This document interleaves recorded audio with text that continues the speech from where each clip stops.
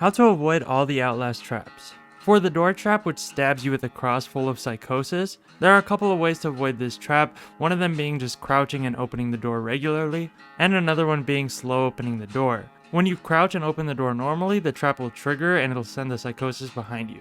Now careful when doing this, as the trap can still hit one of your friends behind you even if they're a little further back. Now when you slow open the door, the trap does not trigger and you could go ahead and disarm the trap from the back and get yourself a free battery. So typically, if you're not in a rush and getting away from a killer, you want to do the latter.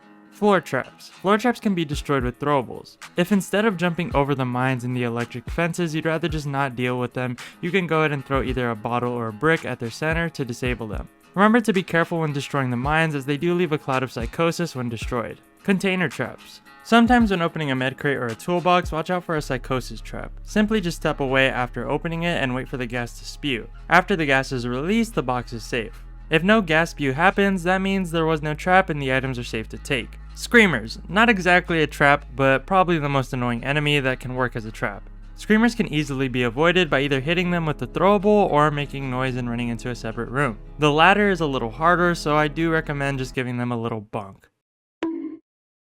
Now, one of the most common and probably underrated traps you need to avoid is noise traps. You can significantly reduce the sound the glass trap makes by crouch walking over the glass or just jumping over it. It may not seem like it matters that much, but trust me, it makes a huge difference. You'll garner a lot less attention. For cans and other hanging noisy traps, typically you just have to crouch, slide, or go around them. If you do feel like you're too cool and just want to run past these and dodge enemies, know that it does hurt your grade and decreases your chances of getting an A+, so if you want to increase your chances of getting an A and also just have an easier time during the trial, be sure to avoid these. And real quick, I'd greatly appreciate it if you could hit the subscribe button down below. I'm close to 1K and you'll stay updated on all Outlast content like this. Now, I did specifically leave 2 traps out because I'm not exactly sure how to avoid these. I have tips on going around them, but really no way to just completely avoid them.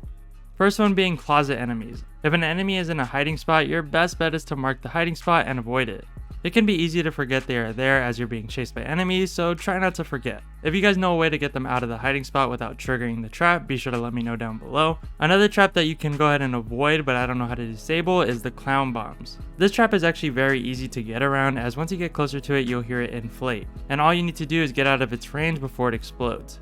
It's not difficult to get past unless you're exhausted or out of stamina, but it can be a little tedious depending on the position of the trap. I believe that covers all the traps. If there's any that I forgot, or if you have a better tip on avoiding any of these, be sure to let me know down below, especially the last 2 with the hiding enemies and the clown bombs. Hope you guys found this useful. Till next time, love you, see ya.